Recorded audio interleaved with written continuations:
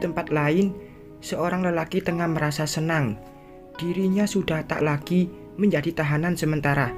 Hasan, dirinya dibebaskan dengan jaminan oleh seseorang yang pernah menjadi korban kebrutalannya di masa muda dulu. Masa di mana Hasan belum mengenal Cynthia. Masa di mana dia menjadikan banyak gadis sebagai pelampiasannya. Mia, gadis yang dulu pernah dikencaninya, kini menjadi istri seorang wakil manajer di sebuah perusahaan cabang di kota itu. Karena cinta dan hingga ia mau membantu Hasan yang saat itu berpapasan di depan kantor polisi, Mia menjamin Hasan lewat pengacaranya. Dulu Mia sangat mencintai Hasan, akan tetapi seperti gadis yang lainnya, Hasan hanya menjadikannya tempat bersenang-senang. Mia juga yang dulu pernah membuat Hasan mendapat marah besar dari sang ibu atas pengakuannya yang nekat bilang jika Hasan menidurinya.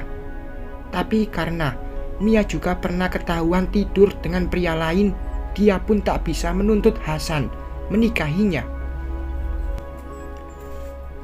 Bang, kok bisa sih calon suami mantan istrimu bisa masukin kamu ke penjara? Tanya Mia. Dia hanya cemburu melihatku dekat sama mantan istriku. Mantanku masih sering ke rumahku. Alasannya kangen ibuku. Tapi ya, itu calonnya gak terima dan dia ngefitnah abang deh, jawab Hasan. Kamu masih cinta sama mantan istrimu? Selidik Mia. Mana ada, abang masih cinta mantan abang yang belum bisa move on. Abang hanya dendam sama mereka. Abang harus balas dendam sama mereka. Aku mau bantu abang balas dendam ke mereka. Tapi Mia menggantung ucapannya. Aku tahu apa yang kamu butuhkan. Kamu masih suka sama abang? Tanya Hasan. Dari dulu aku masih mencintai kamu, Bang. Cintaku utuh buat kamu. Tapi aku terpaksa menikah dengan pria pilihan orang tuaku. Dia seumuran kamu sih, tapi gak sekuat kamu, bisik Mia tepat di telinga Hasan. Wanita ini sepertinya bisa nih jadi jembatan aku buat balas dendam sama Aris, ucap Hasan dalam hati. Lagian dia juga sering sibuk banget bolak-balik keluar kota. Jadi aku kesepian. Sayang sekali kamu sudah jadi istri orang. Kalau kamu belum nikah, abang pasti akan nikahin kamu. Siapa yang mau nolak pesona wanita cantik sepertimu, ucap Hasan sambil merangkulkan tangannya di pinggang ramping Mia. Kamu pinter banget gombalnya. Mia tersipu. Kita mampir ke resto dulu yuk. Di sekitar sini ada resto yang menunya gulai kambing dan sate kambing muda, kesukaan abang dulu. Kamu memang paling pinter kalau soal yang ini, ucap Hasan.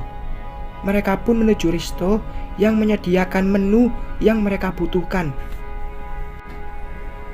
Tunggu saja kalian, aku gak akan pernah membiarkan kamu memiliki Cynthiaku. Aku akan rebut wanitaku itu. Dia sekarang hanya sedang labil saja karena cemburu dengan Rizka, sampai mau balas dendam biar bikin aku cemburu. Aku yakin kamu gak serius mau nikah sama Aris, gumam Hasan dalam hati. Hasan masih belum mengetahui jika pernikahan yang direncanakannya berjalan dengan baik tanpa dia sebagai pengantin lelaki. Mereka memesan meja VIP dengan ruangan yang tertutup hingga membuat mereka bisa berbuat hal di atas wajar di dalam ruangan tersebut. Kamu gak berubah ya mas, masih nakal aja, ucap Mia pada Hasan setelah membereskan baju bagian atas milik Mia. Kamu nyasi menggoda terus, bikin jadi keenakan. Udah cepet dimakan, aku mau kasih kamu permainan sesungguhnya. jawab Hasan sambil berbisik tepat di telinga Mia. Mia yang mendengar langsung merasa merinding mendengar kalimat Hasan. "Kamu benar-benar yang aku butuhkan, Bang," gumam Mia dalam hati. Setelah kepergian Cynthia, Bu Fatma hanya duduk berdua bersama Nada dan Arista dalam gendongannya. "Setelah ini, jangan terlalu sering menghubungi Cynthia, baik itu urusan Tista ataupun ibu," ucap Bu Fatma. "Ibu marah dengan Mbak Cynthia. Bukankah pernikahannya karena permintaan ibu?" tanya Nada.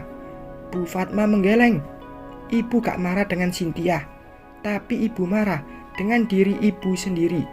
Bagaimana bisa ibu memiliki anak yang benar-benar bajingan seperti Hasan?" Bu Fatma menerawang mengingat kenangan lama Hasan muda yang saat itu sering menjadi buah bibir di kampungnya. Banyak orang membicarakan Hasan adalah lelaki brengsek, suka berganti wanita, lelaki yang brutal dimanapun berada. Teman-teman preman dan kumpulan yang tak baik menyeret Hasan pada perilaku yang tak baik juga. Sempat ada seorang gadis yang melapor padanya bahwa Hasan meniduri gadis itu dan pergi, tak mau bertanggung jawab. Bu Fatma sangat marah pada Hasan kala itu. Tapi Hasan berhasil mengelak dengan banyak bukti di tangan Hasan yang memojokkan gadis itu. Hingga akhirnya sang gadis pergi dengan perasaan kecewa teramat dalam. "Semua sudah takdirnya, Bu. Mungkin ini cara Tuhan untuk menjauhkan Mas Hasan dari Mbak Cynthia dan mendekatkan segera jodohnya." Bu Fatma mengangguk. Ia membenarkan perkataan sang anak angkat, anak yatim piatu yang dianggapnya sebagai anak saat ini. Memang memiliki hati yang tulus. Anak ini bahkan dengan sangat baik merawat dan menjaga anak yang sebenarnya bukan daging kami. Tapi Bu Fatma berharap jika suatu saat Nada mendapatkan jodohnya, ia tak lupa pada ibunya sekarang. Atau aku jodohkan saja dia dengan Hasan. Paling tidak Hasan akan ditahan beberapa tahun saja. Aku bisa mendekatkan mereka. Semoga mereka berjodoh, ucap Bu Fatma dalam hati. Bu Fatma berharap suatu hari nanti jika Nada belum memiliki dambaan hati, dia mau menerima lamarannya untuk sang anak saat Bu Fatma melamarnya. Untuk sekarang, biarlah semua berjalan sesuai jalannya. Bu Fatma ingin memfokuskan merawat cucunya dan menyaksikan kebahagiaan mantan menantunya tanpa dirinya lagi. Di suatu hotel, sepasang sejoli tengah menyelesaikan mereka. Dan entah keberapa kali, "Kamu aman kan, sayang, nginep di sini?" tanya Hasan pada Mia. "Kamu tenang aja, suami aku lagi ke Bandung dan nginep 3 hari di sana. Dia akan pulang besok siang." "Bisa dong, nginep semalam lagi," goda Hasan. Gimana ya? Bisa nggak?" tanya Hasan lagi, sembari tangannya mulai berkelana di badan Mia. "Pasti bisalah, buat kamu apapun aku perjuangkan. Bahkan aku mau nikah sama kamu dan ninggalin suamiku. Kalau kamu ninggalin suamimu, kita miskin dong sayang. Aku gak bisa bahagiain kamu lagi dong. Sementara kita main aman aja dulu.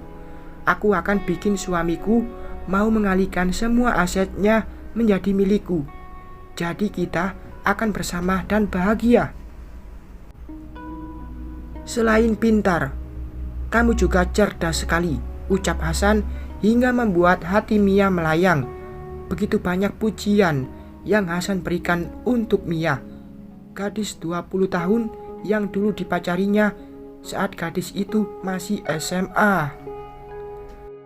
Bersambung.